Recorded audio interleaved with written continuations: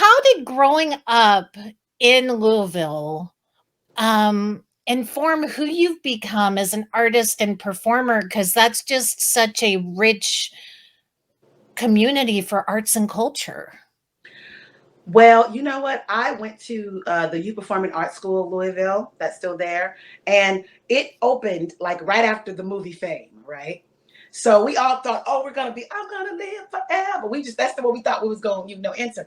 And the school really provided that experience. I feel like I felt like I was on Broadway then, like seriously, because we would have these big productions, and the stage there at Youth Performing Arts School is ginormous, and all the opportunities because of the arts in the community that were like coming into YPAS and filtering into YPAS with their experience. I just felt like I was on Broadway then. I had no clue what the world was gonna have in store for me, but I do believe my singing, dancing, acting classes there in Louisville really, like when I got in college, even when I came to New York, I felt like I was a little ahead of the game because of Youth Performing Arts School. And I feel like, being here in Raleigh, I know you've worked in regional theaters all across the country.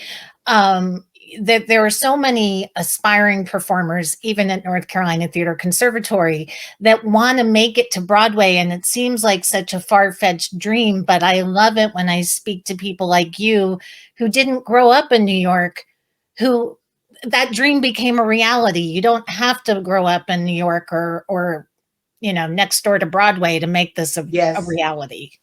I love Yeah. that. I love that. And I had no clue. And I honestly, it's kind of like stumbling on Broadway because I wanted to perform. I think that's what it was. And I just ended up, and that's what happens in this business. You meet so many amazing people, and there's so many networking opportunities. And they're always saying they connect you with other amazing people, like regional directors and regional theater artistic directors and choreographers, and all of them are connected somehow with New York, and they can connect you with New York directors and choreographers and agents and everything. So I just had this path. I feel like it was definitely divine ordained by God. I do believe that, but that I kept getting connected with angels along the way that were like, oh, you need to talk to this person. Oh, I need you to sing for this person or whatever. And I couldn't have done it without them. I think talent, to me, talent is about maybe 80%. And the other 20, it might be less than that. It might be 75. But the rest of it is really knowing who you know, and being connected up to people that are gonna make your channel to Broadway happen. And so I'm also a teacher, so I'm always trying to give that back whenever I get a chance to my students. I'm always like, okay, you need to sing for this person need to hear you, because I need to pass that on, because that's such a wonderful gift. I love that. And I love that you mentioned your faith and the angels, because as I speak to so many performers um who have done this journey, they credit their faith with really helping them get there, because it's a nasty business. Oh yes, yes it is, and it's nasty. It can be heartbreaking. It can be so many. It can be insecurity building. It can be so many things if you don't have um, your joys lined up in life. Your joys lined up in life, your support system, and because there's no way, because there are moments, there are so many, there's great ups, but there's a lot of downs, or just when you're in a holding pattern, you know. And man, if you can't take that, or you can't find a creative outlet of your own, to fuel you, I don't know what to do about this business, because it's a lot. It can be a lot. Amen to that. I hear you. I now I'm going to jump, because I was going Okay. to ask you this question in a bit, but I will just go there now because you're talking about the joys, and I know one of your joys is your children. Yes. My uh, babies, my babies. I your love them. babies, and I'm a mom too. Yay. You made your I have two, but mine are older than yours. They're grown and flown, as they Yes, say. I'm looking forward to that. uh, it never changes. You worry about them differently. Yes, yes. And there you go. Yes. Hmm. um, but I read that you made your Broadway debut in The Color Purple, Yes. and you had just found out you were pregnant. Yes. And I wonder, when I've interviewed other parents who have juggled this work life balance, can you talk about juggling being a performer on Broadway, um, and being a mom? It was, you know what? So the blessing, again, when I say about Angel, the blessing was that The Color Purple was my first Broadway show, but it was such a family oriented show. Everybody, the dancers, everybody had children, or I had a stage manager that was trying to conceive. You know what I mean? Like everybody, it was very much a child friendly, family friendly show, and so I was glad I had that because I was so scared to tell them that I had gotten pregnant because I just got it. I was like, oh, they're gonna kill, I'm not gonna fire me, and when I finally did tell them, they were very happy Oh, for me and were very, supportive. And so that helps. You don't find that all the time. I think I've been pregnant on Broadway actually all three times.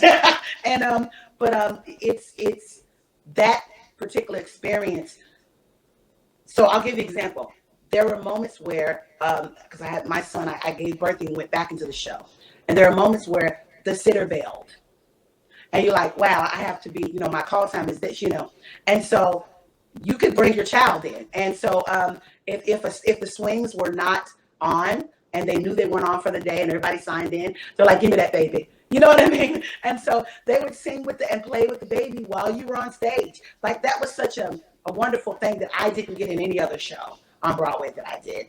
That one was, I needed that. I needed to see, that. And I remember LaChance, who was playing Celia at the time before she left, she said, because I called her about an experience that I felt like I was kind of being discriminated against after I left The Color Purple because I had children.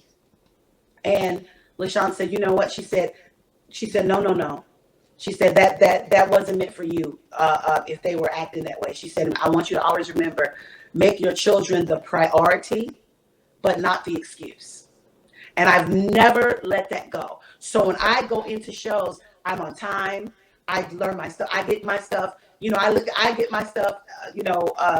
Quicker and sometimes better than some people who don't have children because I don't want anybody to ever, oh, she's tired because of her baby. You know what I mean? And it's real. Yes, I'm probably tired because of it. Like I breastfed them all, so I'm probably exhausted, from a baby.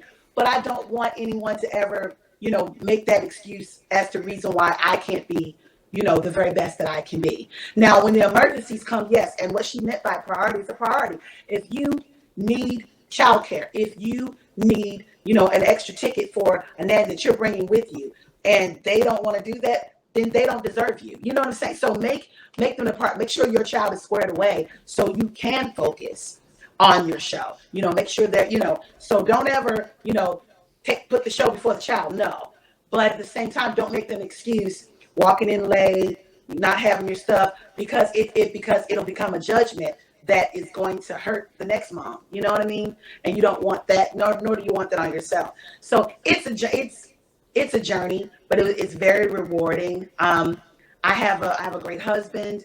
I have a great mom who steps in. Like right now, I'm in North Carolina. My mother is back in Jersey where I live and where we have a house, and she's there with the kids. And I still get up at 6 a.m. Even though like my day off is I still got up at 6 to get them up for school and everything. And I had a list typed out for her, and I put it on the fridge, and I went over it with her the night before. She was like, "That's too many words, girl. Just FaceTime me." So my mother is awesome, but she was like, "That's too much. That's too much. I raise my children. Just FaceTime me. I'll do it." And so. I was going to say, when my mom used to watch my kids, she was like, I raised you. You turned out okay. Don't give me instructions. Yes, yes. Yeah. Oh, my mom. But let me tell you what my mom's doing. My mom's kind of taunting me a little bit. It's kind of, and little did she know, I literally wanted her to do exactly what she did. So it isn't taunting. So she when I FaceTime her, she on purpose turns the camera towards the house and goes, "Look how clean the kids' rooms are. Look how clean." And they've kept them clean every day. And my kids are like in the camera going, like she's driving us crazy. But but Come home, I mom, knew, please. yeah, I knew she would regulate. I knew she would, and I wanted that. So secretly, she did my bidding, actually. But she was like, "Look how clean. It looks so much better than when you were here." And I'm like, "Good job, mom. That's great." But I'm glad she did it. I'm happy, you know. So, my mom. You gotta love the moms, and Robert Hartwell's mom is like a Oh, social media superstar at love this her. point. So Love her. She's amazing. Like I love her. See, Robert and I did. I did. He told me when we met. We met in Hello Dolly. I was Hello Dolly. He was one of the leads, and it was his first professional job. I didn't know that. And so, what a wonderful thing to make friends like that and make a connection like that, you know. Um, and then full circle, you know, all the success that he's had that I'm so happy for him for. And then I remember when we were in Hello Dolly, his mom came, his sister, his brother, his father. Okay, so I got to know the whole family. I got to break bread with them. And his mom is amazing. She's just, oh, she's amazing. Mm-hmm. I can't wait to see her and him at on opening night. And I'll be there with Yes. my mom because she's my Oh, theater yay. buddy. Make sure you come up to me so I can meet her. I will. She loves going to the theater with me and she loves Sister Oh, Act. So yay. um you've been in all of these iconic shows. I mean, not just The Color Purple, but Newsies. You mentioned Hello Dolly, Chicago. I mean, you played these iconic roles, and now you're playing Mother Superior. Talk to me about, um, putting on the habit and playing in the show. Well, I'll tell you, Robert and I sat down, our first little sit down about my character, and he said, "So, what do you think about playing Mother Superior?" I said, "Well, first of all, I'm way too immature for this role." I was like, I said, "Because I'm like a middle-aged Dolores. What are you doing?" And he was like, "Yeah." He said, but I know you got that in you." And I was like, "I do." I said, "How I approach or how I'm approaching Mother Superior is a tough love mom." And she she sees her children, these sisters, as her sisters, but also as her children, you know, that she must protect, and she must keep the sanctity, and she must keep the peace, that the walls that the convent have kept them protected. She wants to keep that, you know, as a mom. And then here comes your problem child, you know. And she doesn't realize that's a problem child at first. At first, she's like, "Nope, y'all trying to break me by bringing somebody in here that's so unorthodox and should not even be, you know, just staining our walls with, you know." But eventually, she realizes the through line between Dolores and her, and not only, uh, even we go into Mother Superior's past a little bit, and then to where they connect as the reason why she's trying to keep her out, because that's a part of her that she's kept out, you know, and changed and become this, and she's at peace with it. And Dolores comes along and shows her that you can really marry the two. You can Mhm. really, you know, uh, and so there becomes a mutual respect at the end, a mutual love at the end, um, that I love. But it took me a while, and just what was it? We had our day off was yesterday. So Wednesday, he gave me this adjustment for Mother Superior that just turned everything around. He was so smart about it. And I'm one of those people, if you give me visuals or you can give me specifics, I'll know exactly what you need and like do it. And when I did it, I felt very strange, but it felt very right. So I'm really excited to see how the audience feels about that. My habit is fierce, first of all. Okay. My habit. Okay, they got my habits. Got these like how everyone else has. It kind of looks like a choir robe. Mine is like done done, and it's got like it's hanging and it's very fashionable. I got a little belt. I'm cute. I'm cute. You're a I'm cute cute. mother superior. You can't even help it. You're you cute. know, you know. But see, I had to pull that back because at first I think what we because she has so many funny lines, and I'm a comedic actress, so I was like, oh, and I would nail them all, but I was loosening the character to do them, and it was like, okay, so what's the difference between you and Dolores? So it's like, no, you have to tighten it up. So I'm going for the tough love mom, the tough love matriarch. Um, that just wants Dolores to see her life has more value than what she's been you know allowing it to have. They um really learn from each other, which they is do. what That's I what I love. said. Yes, that's what it is. They And learn Mother from Superior each is so other. stubborn. She's like, I don't have anything to learn, but no, they do learn from each other. And so I love that journey, and I love doing it with Aisha because she keeps me laughing. I'm trying not to laugh at her because I'm like, no, you. But you know what I think about? You know what that is? You know what that is? You know that kid you got, right? That no limit soldier, that one. Mine is that middle child. He does not care. And he'll say something, and I'm just like, and you want to laugh, but you're like, no, that's wrong. And in your mind, you're like, that was freaking hilarious.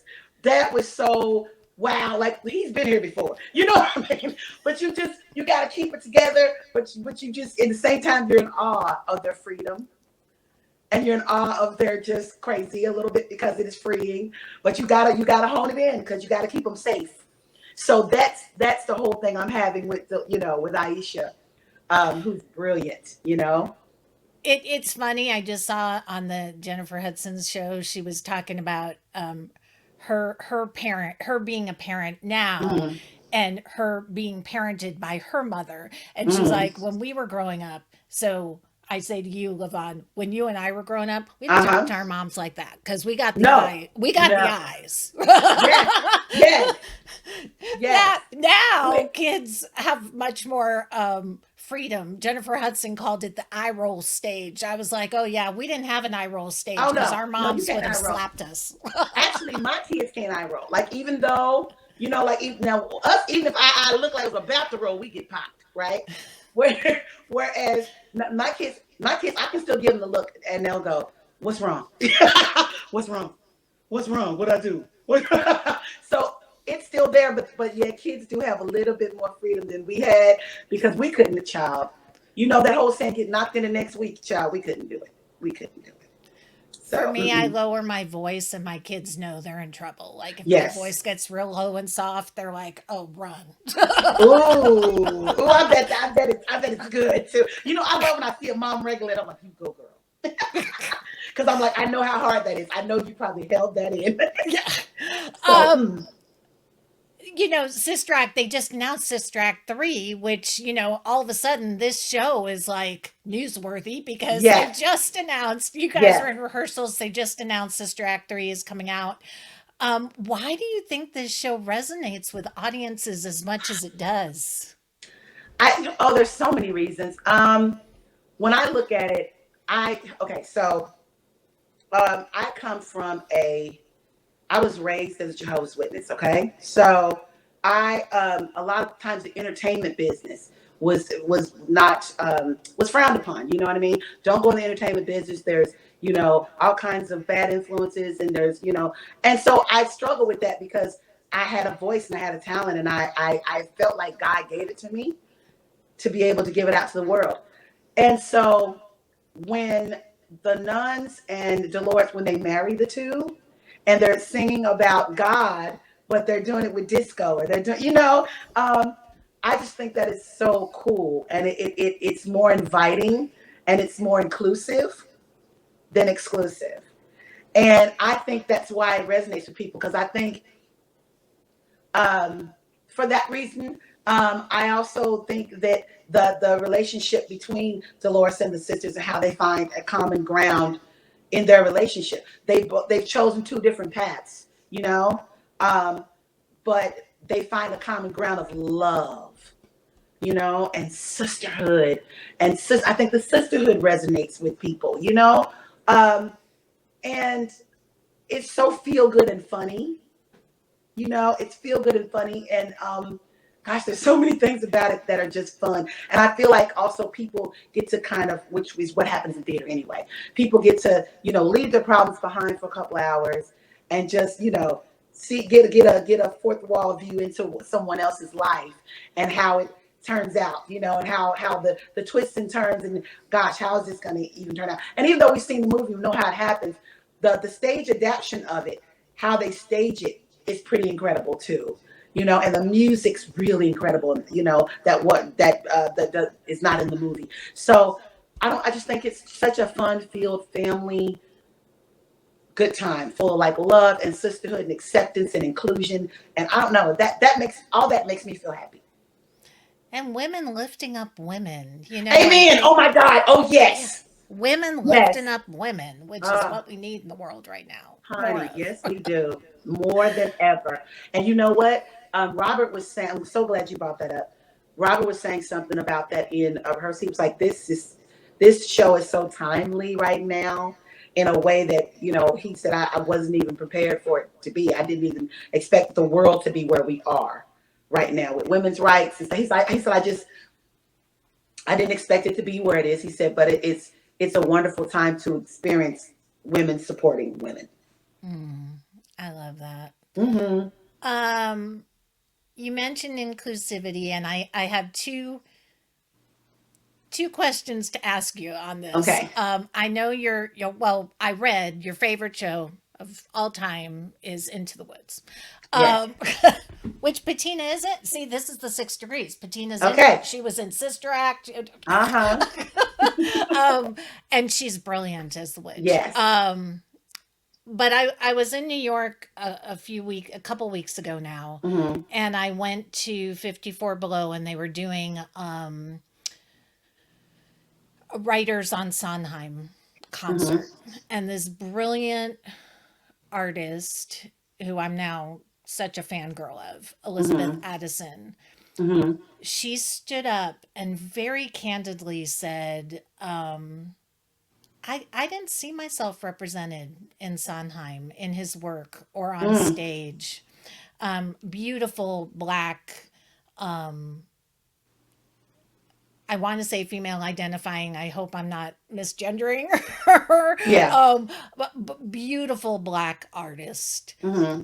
And I thought it was so brave of her to stand Yeah. up on that stage at 54 Below and say that, because I think so many people feel that way. So many of the artists, we do a lot of advocacy work in my organization, which is probably why Maya connected you and I with this interview. Uh-huh. Um, did you see, as you're growing up and you're going to the high school for performing arts, did you see yourself represented on stage in this business? Um, Not really.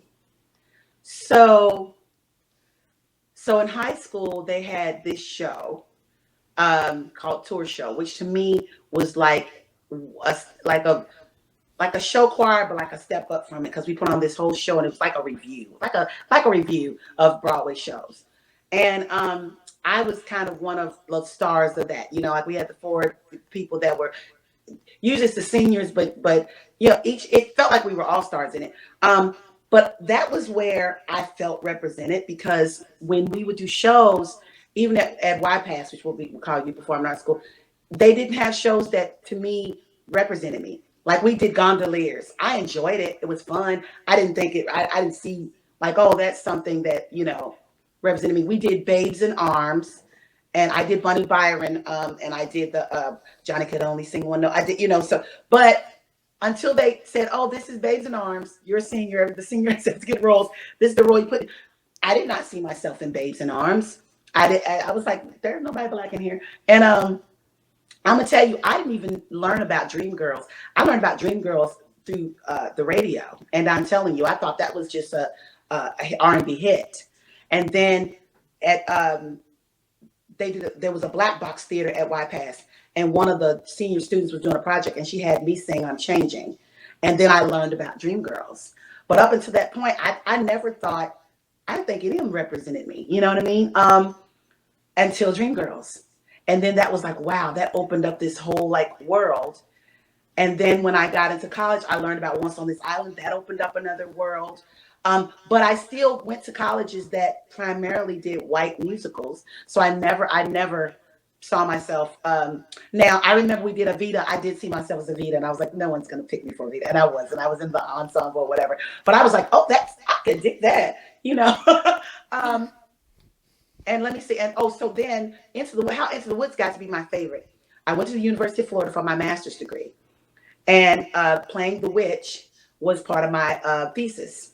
And so I was so grateful that they cast me in that, because again, up until that point, I love Bernadette Peters. I worship her. I'm sorry, I love her to this day. And so I didn't see myself as a type, Bernadette Peters type.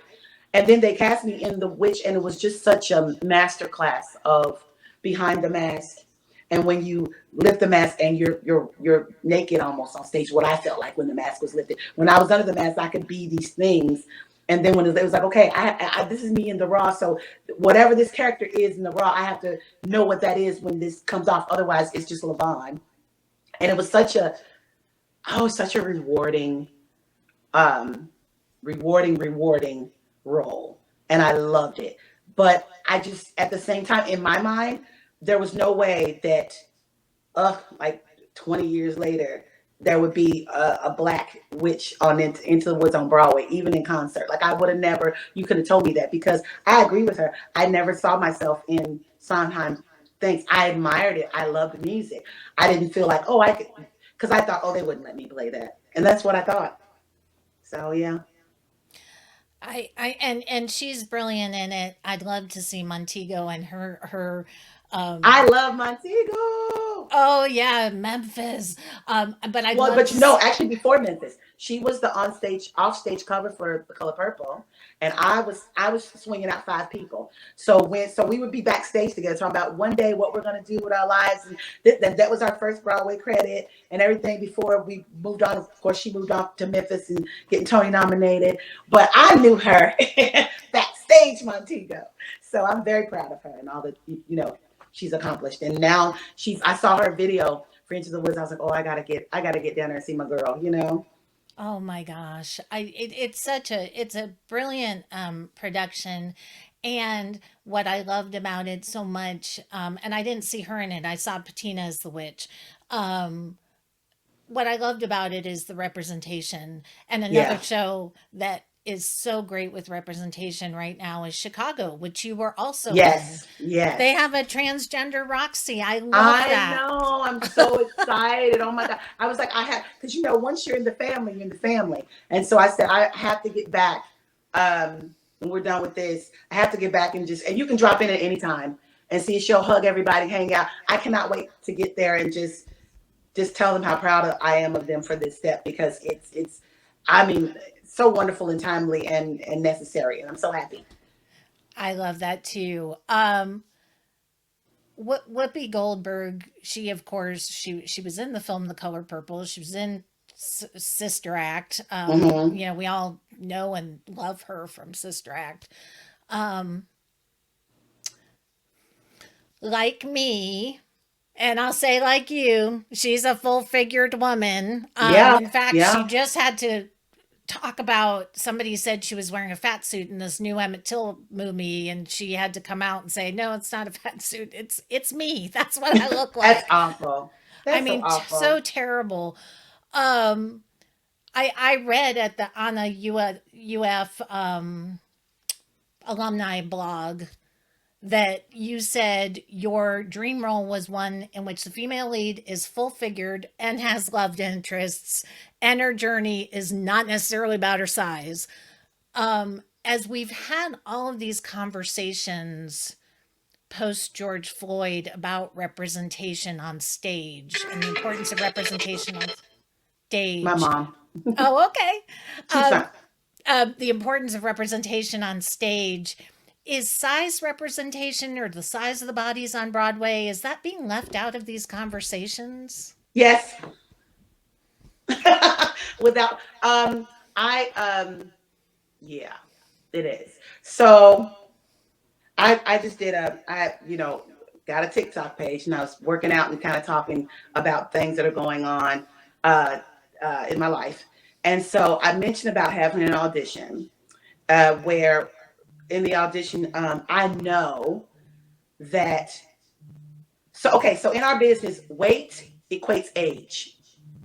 And I've said, I've been the mother to someone who's my exact same age, but she was skinny.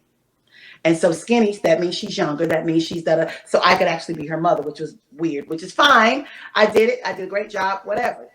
Um, and I had auditioned for something really big, and I really wanted it. I'm really perfect, and I'm still perfect for that show, but I'm have to let it go, and that's fine. Um, and I finally asked my agents, no, I need you to ask them why. That's how sure I was, because I know how I feel when I get done with an audition where I won the room. I've booked the room. Everyone's nodding. I got the rooms. And what? And so they waited. And their response was, when we went for the role ended up being cast a little younger. And I thought to myself, no, watch. She's going to be my age, but she's going to be skinny, because that's what equates age. And it's very frustrating because that shouldn't matter. Oh my God, it shouldn't matter. It should only matter if you can sell that role, if you can live and breathe inside of that character. You know what I mean? That shouldn't matter. And I'm just kind of sick of it mattering so much, because it can be so disheartening that you are not emaciated so that you can, look like you're younger, you can play a certain role, or you can stand next to a certain guy. It's just, ugh, I'm so sick of it. And I just feel like, no, those conversations aren't being had, because there's still an old school idea that when you do have weight on you, that you're unhealthy and that you're this and you're perpetuating this certain thing. And these stock characters, they say, the people in your type, there's these stock types that they're not breaking away from. They're just not.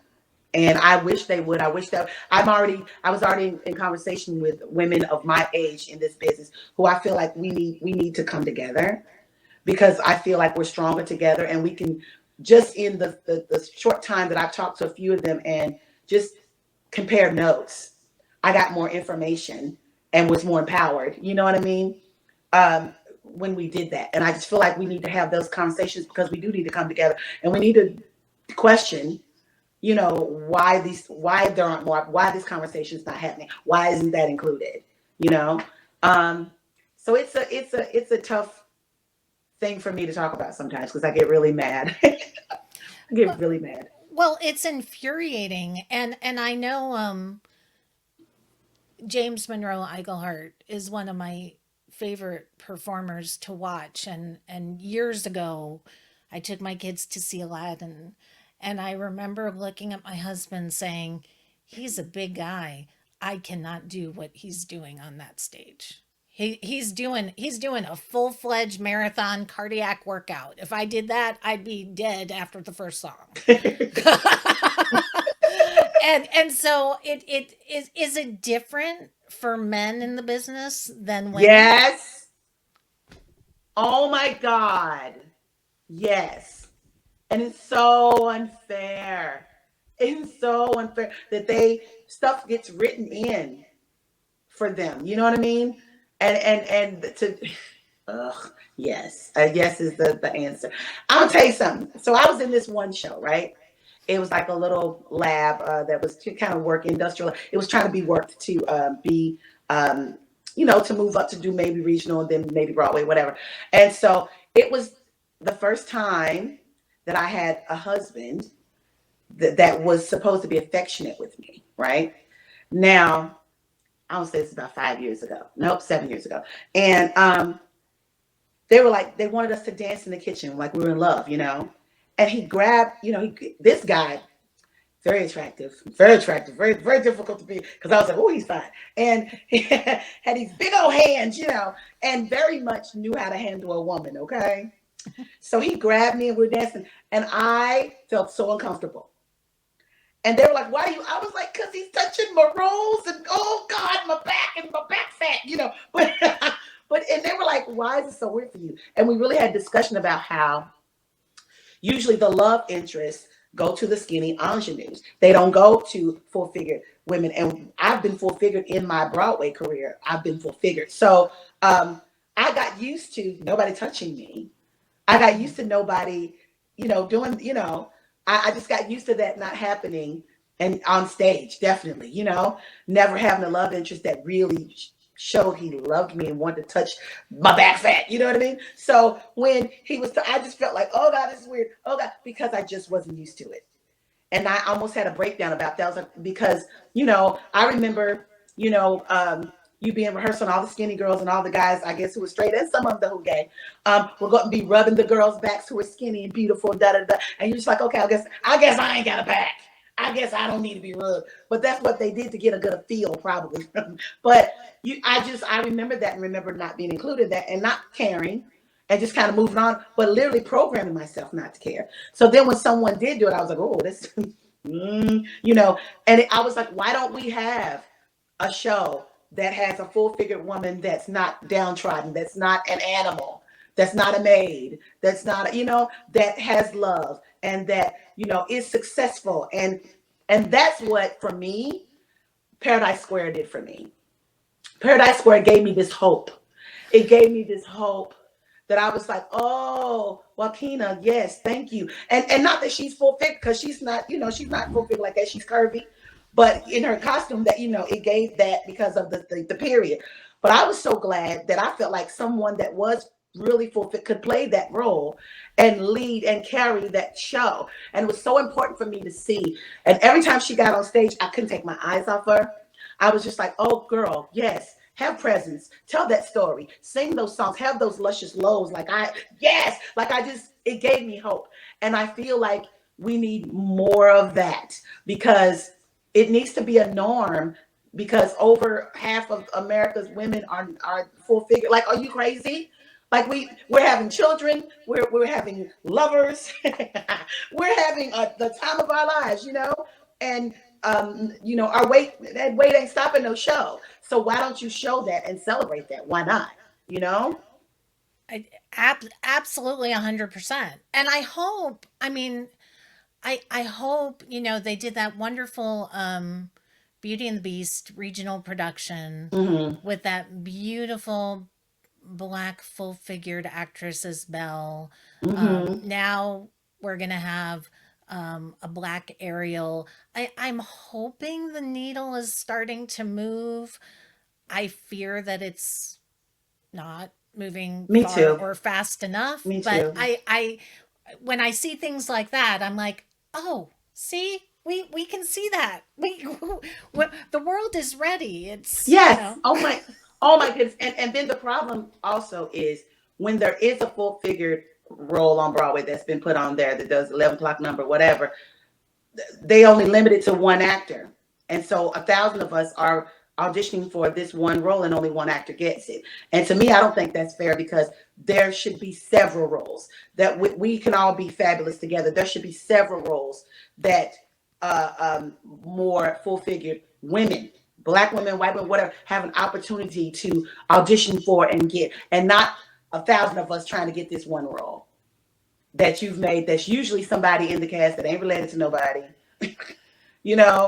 Probably a maid or probably something insert, some type of subsert, whatever. And that does the 11 o'clock number, brings down the house, and then goes back into the wash so that the stars that they have planned to be stars get the focus.